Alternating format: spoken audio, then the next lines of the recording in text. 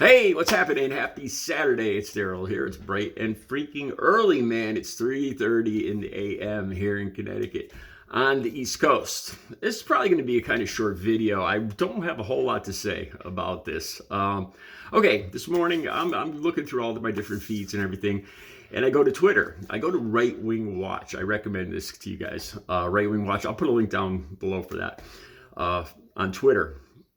Now, down below, I'm going to have a video, a short video. And this is a video, I came across this video of Teddy, it's some guy, this right-wing, this piece of work, right-wing piece of work. Teddy Daniels, I guess he claims to be a combat veteran. Pictures of him with Donald Trump, you know the type. And I came across this short video of him. And he's talking about John Fetterman, and he's talking about clinical depression. And like I said, I urge you guys just watch the video so you get a feel for what I'm talking about here.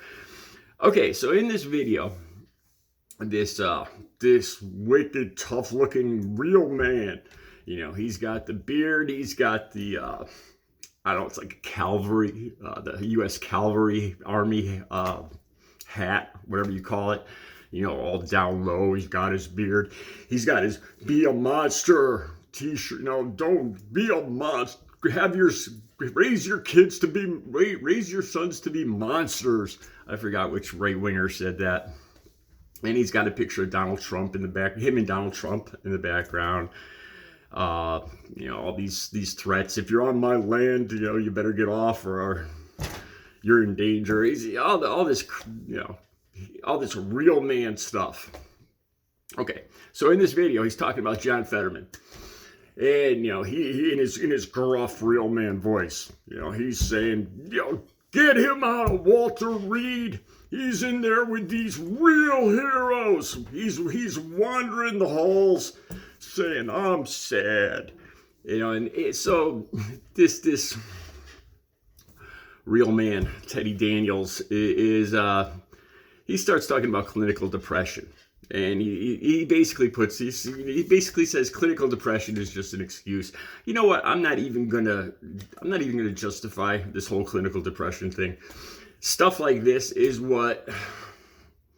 it's the same kind of thing about addiction being a disease, is the stuff that leads to thousands of people in the U.S. losing their lives because of people just like this that don't get help for disease, for conditions they have. I've dealt with clinical depression, and it's not just being sad. It is one of the most blackest feelings, where you don't even feel part of the human race anymore. You don't feel like eating, sleeping.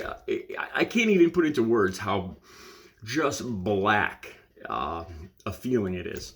It's not, believe me, it is not just being sad.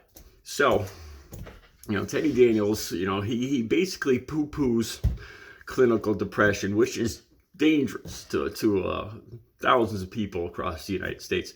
But the thing that I couldn't help noticing, what came to mind when I looked at Teddy Daniels is, why is this guy, he's just over the top with the macho, I'm a macho tough, he's a caricature of himself.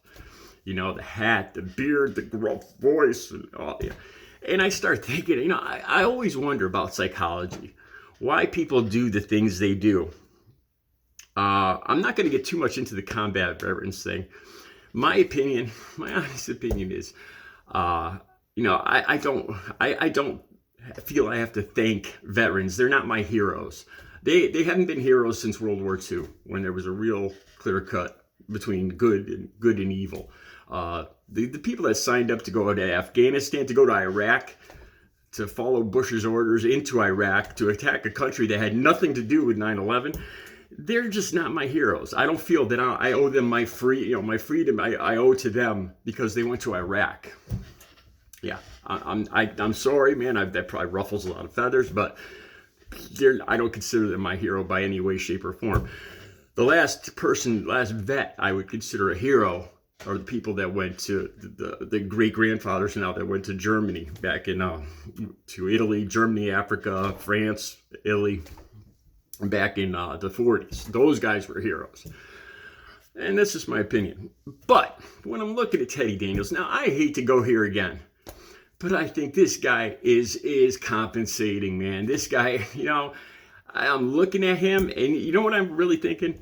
I'm thinking, tell me that you have a small wee-wee without telling me that you actually have a small wee-wee. You know, if you look at everything about this guy, he is overcompensating.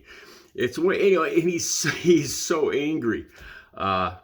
You know, it's just, it's all about violence and intimidation and being tough and manning up, you know. And when I look at somebody like this, you know, at first I was just so offended and in disbelief at his labeling clinical depression as bull. But the more I just watched him, this guy, he's overcompensating. He almost, like I said, it almost became humorous in a way watching this video. He's a caricature of himself. I guess he's this tough guy, and this is what all the people on the right think that tough guys are. Also, there was a tweet on, I'll put the link to this down below.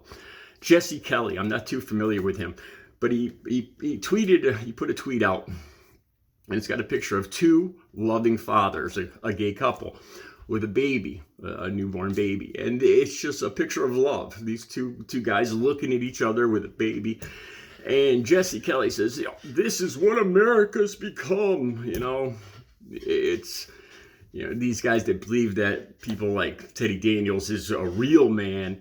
And this picture of love, of two people in love, and loving a newborn baby, that's somehow a bad thing of what America's become.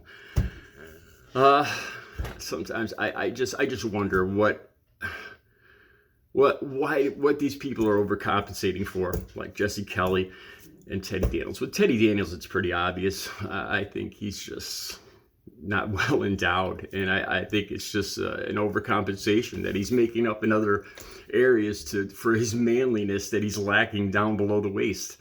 That's my, I hate to go there again, but that's my opinion of him. The link will be down below for both these things. I'm sorry if it was kind of a short video today. I'll be back later with another video. Check it out down below. Have a great Saturday.